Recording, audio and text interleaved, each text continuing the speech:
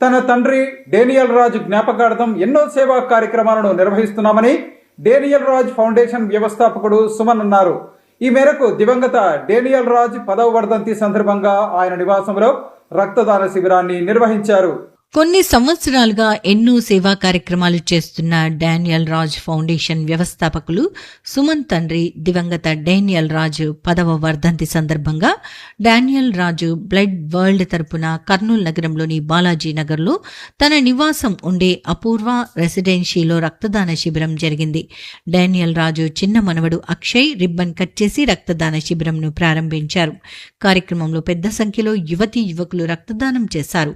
ఈ సందర్భంగా సుమన్ మాట్లాడుతూ తన తండ్రి పేరుతో స్థాపించి దాని ద్వారా రక్తదాన శిబిరాలు నిర్వహించి ఎంతో మంది ప్రాణాలు కాపాడామని తెలిపారు. అలాగే రక్తదానం చేసిన ప్రతి రక్తదాతకు ప్రశంసాపత్రాలను అందించడం జరిగిందని చెప్పారు. కార్యక్రమంలో డానియల్ రాజు కుటుంబ సభ్యులు పాల్గొన్నారు. ఈ రక్తదాన శిబిరంలో రక్తదానం చేసిన ప్రతి దాతకి కర్నూలులో మొదటిసారి రక్తదాతల సంక్షేమం గురించి ఆలోచించి ఆర్ఆర్ బ్లడ్ బ్యాంక్ సహకారంతో ప్రతి రక్తదాతకు డానియల్ రాజు ఫౌండేషన్ తరపున 5 లక్షల విలువైన ప్రమాద బీమా కల్పించడం జరిగింది అని తెలిపారు.